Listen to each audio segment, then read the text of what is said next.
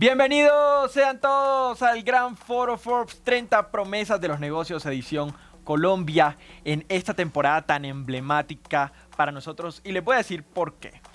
En marzo hemos sacado esta edición especial que presenta el listado las 30 promesas de los negocios de Colombia, que también pueden encontrar en Forbes.co.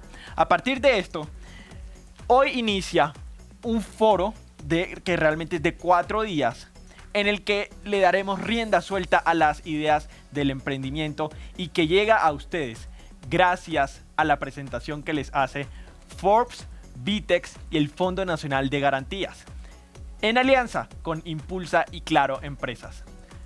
Yo soy José Caparroso, coeditor de Forbes, y me complace darle la bienvenida a una anfitriona invitada, quien es Karen Carvajalino, la CEO de The Biz Nation.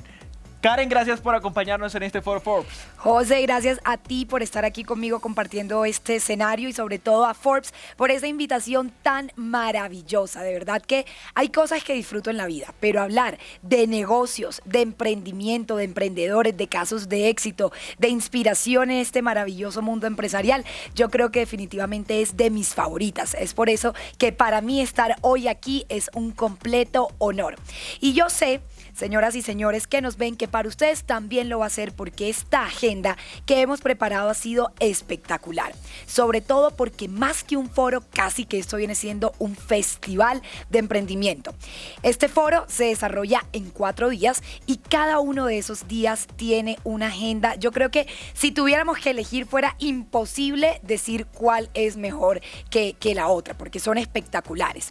Lo interesante es que cada uno de estos días vamos a tener conversaciones con invitados no solamente de Colombia, sino de América Latina y del mundo, y eso por supuesto es supremamente interesante. Vamos a ver modelos de negocio que surgieron en la pandemia, modelos de negocio que se consolidaron en la pandemia, perspectivas en sostenibilidad, en talento emprendedor joven, en música. Miren, esto está cargado de todo lo que tiene que ver con lo último en guarachas, como diría mi mamá, en el tema de emprendimiento y de empresas. Además, quiero comentarles algo que es maravilloso, y es que además de poder ver este foro en vivo y en directo, como lo están viendo ahora, también van a poder verlo on demand, es decir, posterior. Si usted le encantó una sesión y quiere repetírsela con toda su familia o quiere que alguien se la vea, puede ver en nuestras redes sociales de Forbes, al igual que en la plataforma forbesconecta.co. Es decir, que tiene todo este contenido espectacular para que se inspire, para que se motive y para que amplíe esta visión de negocios, ya que nuestros invitados en este espectacular foro no solamente son de Colombia y no solamente son los emprendedores y las emprendedoras de este listado al que se refería José, de las 30 promesas de negocio, sino que también vienen de diferentes partes de América Latina, y eso hace que este sea un evento espectacular, de un calibre de los más altos en la región, en emprendimiento y en todo lo que tiene que ver con este maravilloso contexto empresarial. Karen, tendremos las voces de los inversionistas, de los emprendedores, de los protagonistas de los listados de las 30 promesas de los negocios, no solo en Colombia, sino también invitados de otros países y que han sido reseñados por Forbes en otros países. E incluso tendremos un superartista colombiano que pronto sabrán de quién se trata, pero ahí está en la lista de speakers que pueden ver en forbesconecta.co. Karen, yo no quiero seguir dándole preámbulos a todo esto, así que me muero las ganas por iniciar 30 promesas de los negocios Colombia 2021. A propósito, Karen, para quienes no han tenido la oportunidad de verla, quiero mostrarles la revista Forbes de Colombia, la edición de marzo, que presenta el listado de las 30 promesas de los negocios. Es una edición de lujo, una edición de colección, y de todos modos quienes no puedan acceder a la revista impresa, pues el listado está disponible en Forbes.co, donde presentamos a las empresas colombianas con más proyección este año, que son emprendedores con sus modelos innovadores y disruptivos. Se la han jugado a fondo a pesar de la pandemia. Así que, Karen, ahora sí, ¿Qué hay para ese primer día? Esa edición que ha inspirado este foro, vamos a ver qué es lo que hay en el primer día. Mira, vamos a empezar con un panel en el que tendremos a importantes inversionistas de capital de riesgo contándonos qué es lo que están buscando los inversionistas en este nuevo mundo. Luego hablaremos sobre reemprender con garantías.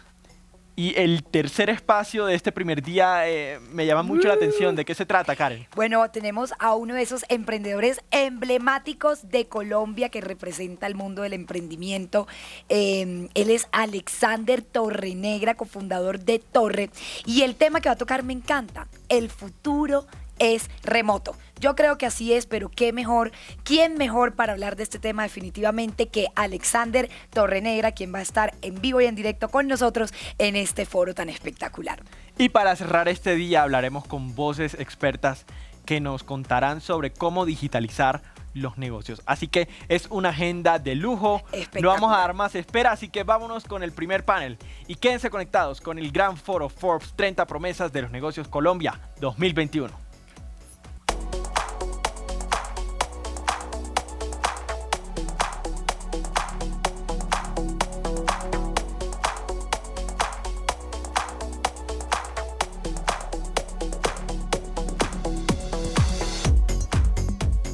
Seguimos en este primer día del foro 30 promesas de los negocios que les trae Forbes, esta vez en la edición de Colombia, pero congregando a toda América Latina.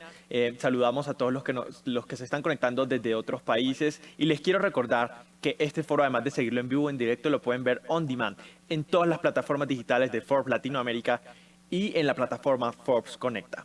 El panel que tenemos a continuación es muy interesante porque además hemos invitado a inversionistas de lujo que nos están acompañando y que nos van a ayudar a entender qué es lo que están buscando los inversionistas en este nuevo mundo que nos ha dejado la pandemia. Sabemos que el mundo cambió muchísimo, que hay sectores que definitivamente se replantearon y seguramente los inversionistas también están buscando cosas nuevas. Por eso me complace saludar a esta hora a Paula Barrientos. Ella es Managing Partner de Inculab, una incubadora y un fondo con sede en Colombia.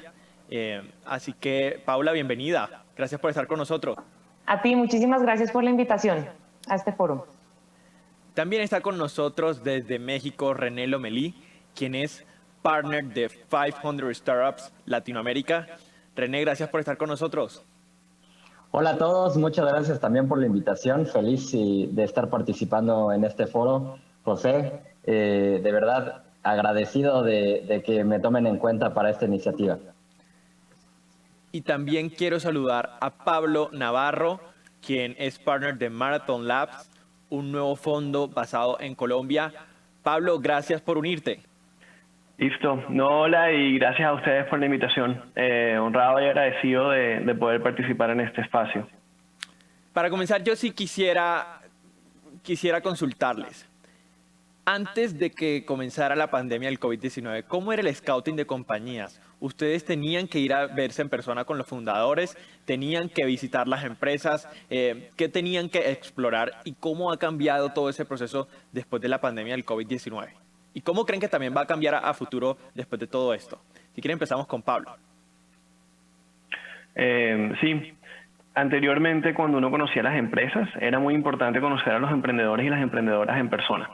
Ya fuera tomándote un café, visitando sus oficinas o yendo a las oficinas de ellos. Lo que vemos que ha pasado en la pandemia es que este proceso se ha digitalizado. Ahora se trata mucho más de llamadas por Zoom. En algunas ocasiones conoces a los emprendedores en persona, pero no siempre es el caso. Yo creo que eso, ahorita podemos hablar de las implicaciones, pero permite conocer a muchos más emprendedores y muchas más empresas en un periodo de tiempo muy corto y también que te expande los horizontes. Nosotros estamos basados en Colombia y constantemente estamos viendo empresas en Brasil, en México, en Perú, en todas diferentes partes de América Latina. Entonces, eso también ha creado una oportunidad para poder conocer muchas más personas en un periodo de tiempo mucho más corto y sin estar restringidos a una geografía. Paula. Listo, pues yo concuerdo. Yo creo que antes era un tema evidentemente muy presencial y sí se siente esto que dice Pablo, que en la medida que se han acelerado estas herramientas digitales, pues se volvió más expedito el proceso. Ahora las reuniones, hay pues mucho más alcance, es más fácil llegar a cualquier emprendimiento y lo mismo para un emprendimiento alcanzar a un inversionista. Creo que esa primera reunión de descubrimiento, que además han sido muy óptimas porque normalmente terminan siendo reuniones de 30 minutos y no, pues digamos que presenciales, que terminaba siendo un tema de mucho más tiempo, se vuelve más expedito ese proceso. Creo que también, digamos que habilita, como dice Pablo, este alcance de poder ver emprendimientos en otras regiones, pero a su vez yo sí he notado cierta resistencia para las siguientes fases. También siento que es un reto, sobre todo como en el momento del due diligence. Siento que hay muchos inversionistas que aún no se sienten cómodos con avanzar y a veces también se limita como ese alcance regional.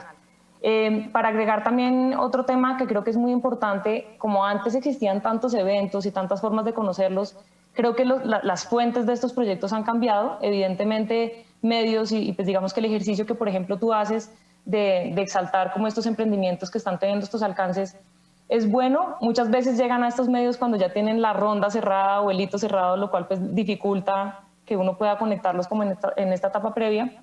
Y eso creo que, digamos que en nuestro caso, por ejemplo, la fuente se ha intensificado bastante con otros coinversionistas, como que siento una apertura muy alta de otros coinversionistas a compartir ese deal flow, a compartir hallazgos y apalancarse, por ejemplo, en esa debida diligencia.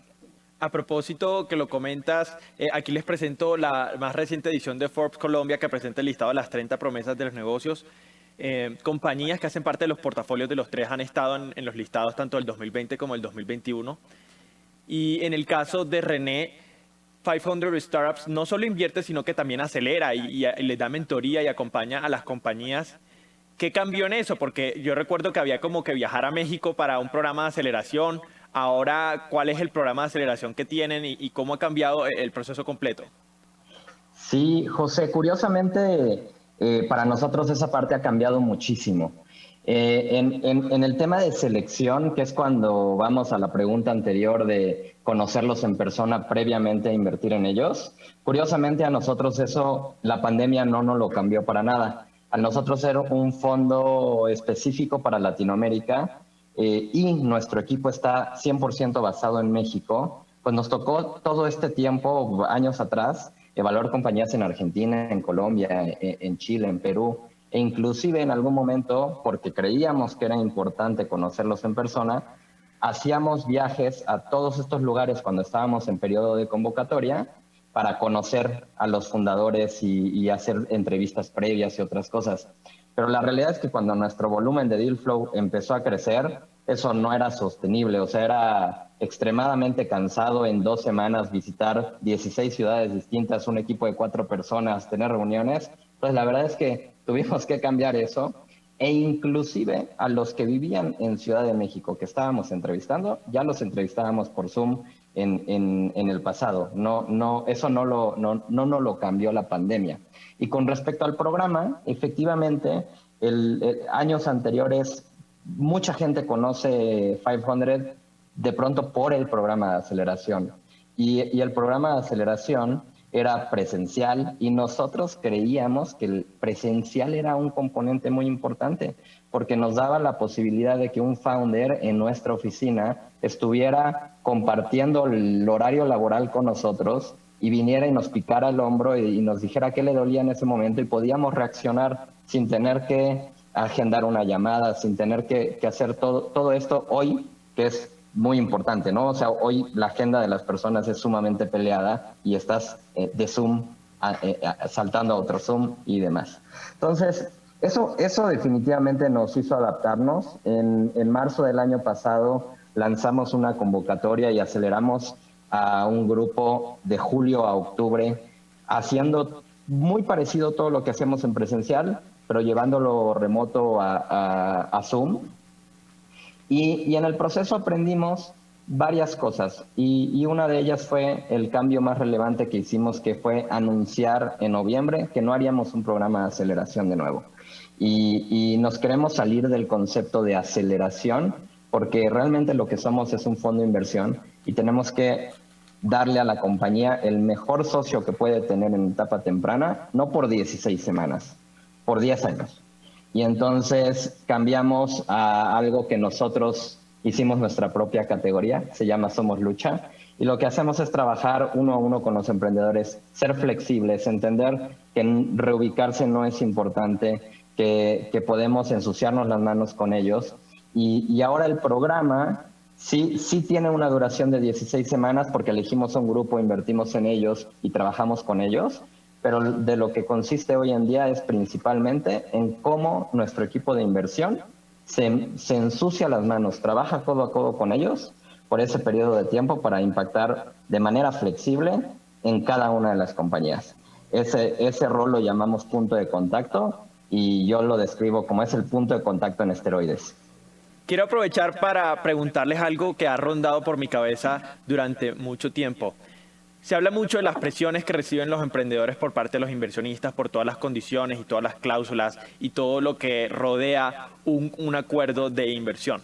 Pero poco se habla de las presiones que tienen que vivir los inversionistas porque a la final también están manejando un capital de otros y también tienen que tratar de ser lo más rigurosos posibles en la selección y en los acuerdos que hacen. ¿Cómo es esa experiencia de ser inversionista, Pablo? Es un balance que tienes que tener. Y yo creo que ese balance va a depender un poco de los inversionistas que tú tienes y de las relaciones que tienes con esos inversionistas. Entonces aquí yo traigo un par de ejemplos. Hay inversionistas, nosotros como Marathon tomamos la decisión de enfocarnos exclusivamente con inversionistas que puedan traer un valor agregado más allá del ticket de inversión. Y eso ha conllevado que la mayoría de nuestros inversionistas son fund managers de otros fondos de venture capital, de growth stage o de etapas más adelantadas, particularmente en los Estados Unidos, en Silicon Valley o en Nueva York. Entonces, esos inversionistas te van a exigir mucho, pero van a saber exactamente qué te están exigiendo y por qué te están exigiendo. Esos inversionistas saben que es muy importante entender si el negocio va a ser escalable, si esta empresa va a ser un unicornio o no, que no se van a meter tanto en los detalles del día a día, de repente del flujo de caja de la empresa, o te van a pedir una presentación de 50 diapositivas que se la tienes que exigir a los CEOs porque eso no les incumbe a ellos. Pero sí van a ser muy exigentes en el modelo de negocio, en ver qué comparables hay en el mercado, en ver qué tan escalable es el modelo. Nosotros afortunadamente sí hemos sido muy como disciplinados en evitar tener LPs que no entiendan el negocio. Nosotros sabemos que nuestros LPs tienen claro que esta no es una inversión a 5 años, que no van a tener un éxito completo en el portafolio a 4 años o a 6 años, y eso nos da un poquito más de libertad. Pero al final del día, manejar dinero de tercero, independientemente del nivel de sofisticación del inversionista, es difícil. Es difícil porque a nosotros nos toca justificar y decir por qué invertimos en una empresa. Y muchas veces la gente no habla de cómo es eso cuando la empresa no está teniendo los resultados que uno quiere o que uno esperaba. Y esas son conversaciones que uno tiene que tener con los inversionistas y son conversaciones difíciles. Y al final del día es donde nosotros, una de las cosas principales de Marathon es que queremos ser entrepreneur friendly. Y por lo tanto yo necesito el PIS que me permita ser entrepreneur friendly. Y también como gestor de fondo yo debo tener la relación y la confianza con un inversionista en decirle, mira, tenemos una divergencia de opiniones, si pasa algo, sabemos que este emprendedor no le está yendo tan bien, pero creemos en el emprendedor, creemos en su visión, creemos en su talento, a eso le invertimos y los vamos a apoyar. Obviamente vamos a hacer todo lo posible por proteger esa inversión, pero nosotros también estamos manejando esa dinámica porque nosotros, un fondo de inversión cada 3 o 4 años tiene que salir a levantar capital para su siguiente fondo. Entonces nosotros también tenemos que siempre estar pensando no solamente en cómo invertimos y apoyamos a la empresa, sino en cómo manejar ese diálogo con nuestros inversionistas y explicarles como los diferentes detalles de nuestro portafolio. René, en el caso de ustedes, ¿cómo es la experiencia de ser inversionista? Porque además, hay que decirlo, quienes se dedican al capital de riesgo también terminan siendo emprendedores porque también tienen que relacionarse con inversionistas, también tienen que hacer escalar los fondos que manejan y también tienen que salir a buscar capital y hacerlo rendir. Sí, en nuestro caso, José, nosotros del lado, complementando un poco y alineándome a lo que Pablo decía, somos un fondo que es muy founder friendly, ¿no? Siempre pensamos primero en el emprendedor y cómo contribuimos, cómo nos ayudamos a alinearnos a su estrategia y cómo juntos construimos esa compañía que están soñando desde que la fundaron, ¿no? Entonces, pensando en ese sentido, hemos hecho muchas cosas que hoy lo podemos categorizar como servicios que contribuyen a que un emprendedor, cuando pasa por nuestro programa Hoy Somos Lucha, tenga las bases para poder llegar ante un fondo de inversión más grande a levantar capital. Y entonces nos encargamos de que sea una compañía que esté, nosotros le decimos due diligence ready, y entonces tenga todas las bases y todo lo que necesita para tener esa conversación difícil con un siguiente fondo de inversión, ¿no? Y digo conversación difícil porque no porque sea una mala conversación o algo negativo, sino porque requiere estar preparado para ese momento. No solamente hay que tener un startup que tiene tracción, producto, un buen equipo, sino hay que tener un proceso sofisticado para poder tener buenas conversaciones de fundraising, para que pueda sostener por qué la evaluación que estás llegando a pedir, por qué el monto de inversión que estás llegando a pedir. Entonces ayudamos mucho y nos alineamos mucho con nuestros emprendedores para que tengan claridad en ese sentido.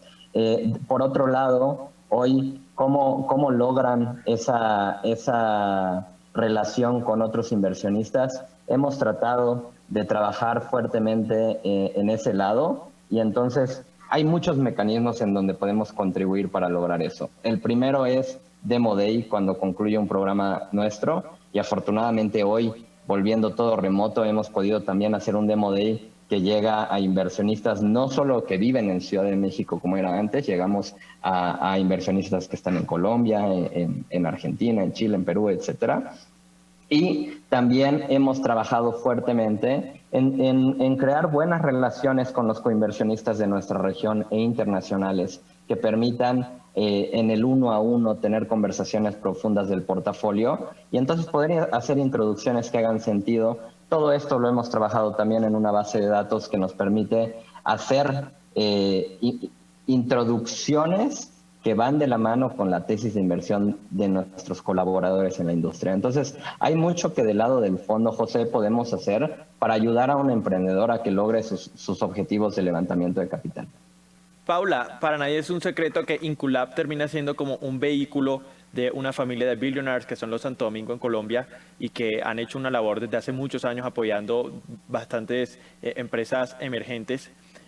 Pero la gente de pronto escucha eso y se imagina que hay recursos ilimitados. ¿Cómo es esa experiencia tuya de ser inversionista? Sí, tienes razón. Yo creo que muchas veces pues, el apellido hace pensar que uno, que este es un vehículo enorme, o dos, que estamos en otra etapa, y tres, que digamos que siempre hay una chequera ilimitada. Y te diría que no, digamos que si bien nosotros tenemos un único LP, finalmente también tenemos el reto de ir demostrando, es como estar en un fundraising permanente, porque no tenemos un capital necesariamente comprometido, sino tenemos que irnos ganando la confianza y demostrar los resultados para poder tener acceso a estas nuevas inversiones. O sea, si bien hay una ventaja que al no ser un fondo, digamos que no tenemos unos periodos estrictos de inversión y desinversión, sí te diría que permanentemente hay un tema de transparencia en la comunicación y en demostrar resultados del portafolio. Nosotros, digamos que pues aparte de ser estos inversionistas, arrancamos con un modelo en la etapa muy temprana. Nosotros arrancamos en el 2013 siendo Company Building, que es un modelo que tiene muchísimos retos, pero eso a la vez hizo que el equipo de Inquilab fuera emprendedor y pues nuestra vida previa en Inquilab también ha sido siempre de un ADN de emprendimiento. Entonces entendemos muy bien y nos ponemos en los zapatos de todos los dolores que tiene un emprendedor, nos remamos junto a ellos para el tema del fundraising, para hacerles conexiones de valor, para ayudar en operaciones. Yo creo que si hablas con todo el portafolio, estamos lejos de ser un inversionista pasivo, al contrario, en casi todos tenemos posiciones que nos permitan aportar desde comités estratégicos para ayudar a resolver todo lo que se requiera en el emprendimiento. Entonces, pues sí, tiene unas ventajas el modelo, pero pues este modelo también trae hartas responsabilidades. Paula, me quedo contigo para preguntarte, de ahora en adelante, después de este quiebre que nos ha dado la humanidad, ¿cuáles son esos sectores en los que ustedes están viendo potencial? Bueno, yo te diría que la respuesta es muy amplia porque, por un lado, están las industrias que definitivamente se apalancaron de esta situación. Eran industrias que ya estaban teniendo una transformación digital y pues esto las aceleró. Fintech, en especial el tema de pagos, PropTech, EdTech, Luego vienen un paquete de industrias que se transformaron por completo. Digamos que este tema del distanciamiento social rompió tabúes, tema de salud con la telemedicina, muchos modelos que han tenido mucha resistencia durante muchos años y que de pronto pues tienen este boom. Y evidentemente todo lo relacionado con el trabajo, ¿no? Solamente las herramientas, sino una categoría que me fascina, que se ha vuelto, pues, que está tomando mucha relevancia, y es todos los beneficios que los empleadores antes entregaban de manera presencial y ahora tienen que entregar de manera virtual, como el tema de bienestar de los empleados. Es una categoría que creo que estamos mirando con bastante lupa. Y luego te diría que va a venir una tercera ola que, pues no sé si a ustedes, pero en mi caso todavía no me han llegado muchos proyectos que van a hacer estos llamados a resolver la pandemia económica, ¿no? Como toda esta pandemia que nos trajo retrasos en la pobreza, retrasos en la participación de la mujer en la fuerza laboral, acceso, en fin, a muchas oportunidades a la base de la pirámide, todavía aún no he visto, pero pues digamos que el emprendimiento es quien debería estar llamado a resolver estas nuevas necesidades que va a requerir la humanidad y que va a tomar muchos años de volvernos al lugar donde estábamos antes de la pandemia. Entonces, la verdad, nuestra tesis siempre ha sido agnóstica, seguimos siendo agnósticos y estamos viendo oportunidades en múltiples sectores. René, en el caso de ustedes, ¿a qué sectores les ven potencial después de todo este quiebre? Al igual que Paula en InQLab, nosotros también somos agnósticos a industria, con lo cual creo que trae un gran beneficio de ser agnóstico a industria, que podemos ver justamente todos los cambios y cuando vemos industrias empezando a tomar cierta tendencia, empezamos a mirarlas incluso con cierta anticipación, ¿no? Entonces, yo te diría, José, que adicional a las que Paula mencionó, hay unas que están cambiando fuertemente y van a tener mucho impacto en el futuro y no es una novedad, ¿no? Por ejemplo, con el aumento de e-commerce el año pasado, ves temas de logística, ves temas de fintech que se involucran y se suman a esa tendencia que a lo mejor son adyacentes a la industria que empezó a despegar, ¿no? Por otro lado, definitivamente el tema de trabajar desde casa es un lugar en donde hay mucha oportunidad, no únicamente en beneficios, sino también puedes empezar a ver, por ejemplo, qué tan fuerte fueron afectados los coworking spaces, que si bien de pronto no son startups, pero son servicios que consumen los startups, y empiezan a migrar a modelos de oficinas que son remotas, pero también son alternativas, y empezamos a ver ese tipo de cosas. Y otras dos industrias que considero que son relevantes el día de hoy es educación.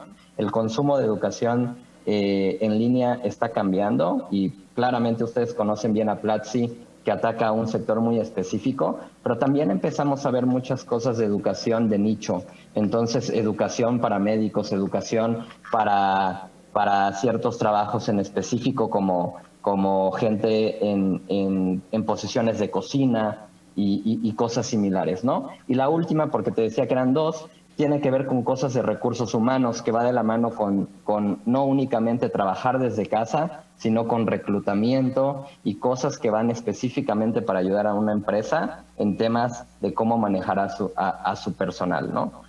Creo que eso, sumado a lo que Paula mencionaba, son las cosas que nosotros también estamos viendo. Pablo, antes de que crearas o que co-crearas con tus co-founders este nuevo fondo, tú también venías siendo ángel inversionista. Por eso me parece importante preguntarte a ti, para ti, ¿cuáles son esos sectores a los que les ves potencial en lo que viene? De acuerdo. Nosotros como Fondo en Marathon tenemos un approach un poco distinto. Nosotros sí nos especializamos en ciertas industrias. Sí nos especializamos en ciertas industrias porque son las industrias que nosotros vemos más relevantes históricamente en el mercado latinoamericano. Vemos que son industrias que se han venido digitalizando a un ritmo muy acelerado y es donde nosotros tenemos más experiencia y más contactos. Entonces, para nosotros esas industrias son FinTech, InsurTech, PropTech y Construction Tech, y todo lo que es Smart Enterprise. Y dentro de Smart Enterprise viene logística, viene vertical SaaS, viene todo lo que es Workflow Automation, vienen todas las cosas que hacen los grandes corporativos más eficientes. Esa es una decisión que nosotros tomamos como fondo. Obviamente ninguna decisión es mejor que otra, es simplemente una decisión que tomamos. Vemos mucha oportunidad en el sentido de que la pandemia aceleró la curva de digitalización. Yo estoy de acuerdo con lo que dicen Pablo y René. Hay muchos paradigmas que se han roto. Una empresa antes, yo te voy a decir, yo hace un año tenías que hacer cualquier cosa en el gobierno de Colombia, te toca ir a una notaría, poner la huella, firmar, que te tomen foto, hacer mil cosas. Y en pandemia de repente dijeron, ¿qué vamos a hacer? Porque ya no podemos hacer todo esto. Yo ahora mismo estoy en Barranquilla y acabo de hacer toda una transacción con la alcaldía de Barranquilla, digital, sin ir a ningún sitio. Aquí voy con eso, que esa función que forza todo a digitalizarse crea muchísima oportunidad. Nosotros ahora mismo somos inversionistas en Tool, que es una empresa que está digitalizando todo el sector de la construcción. Y particularmente se enfoca en el mercado de los pequeños ferreteros. Y ves que no solamente hay una oportunidad para ofrecerles servicios, personas que yo antes no me hubiera imaginado que un ferretero tomara un celular, se metiera en la aplicación y fuera a pedir el cemento, la varilla y el ladrillo, pero lo hacen. Lo hacen porque ya les tocó, porque eso es lo que ha forzado la pandemia. Entonces, al tener esa digitalización, hay un tema de leapfrogging, donde la industria pasa de donde estaba, que la industria de los ferreteros no había cambiado desde hace 100 años. Literal, ves una foto de una ferretería hace 100 años y es igual a lo que es una ferretería hoy. Pero te puedes saltar todos esos espacios. Entonces, por ejemplo, en el caso de Tool, ahora tiene Embedded FinTech Products. Entonces, le permite como ofrecer productos de FinTech a los ferreteros, créditos a los ferreteros y diferentes otros servicios. Esto es lo que nosotros vemos como la oportunidad. No solamente vemos esas industrias que están digitalizando rápidamente, sino que después vemos ciertas temáticas y ciertas tendencias. Andreessen Horowitz, que es uno de los fondos de Venture Capital, habla de que todas las compañías hoy en día son una fintech. Y eso es algo que podemos ver en el mercado. Con esta digitalización, la oportunidad de tener servicios financieros embedded, como incrustados dentro de los modelos de negocio de las empresas, crea muchísima oportunidad. Y a lo que venía diciendo Paula de cómo los emprendimientos ayudan como a sanar esa pandemia económica que nos ha dejado, es eso, es darle acceso a crédito sin tener que ir a un banco y pasar por un proceso de riesgo de 6 meses. Es cómo podemos poner capital en manos de las personas que lo están usando de manera efectiva. Y eso muchas veces se mueve por medio de las empresas.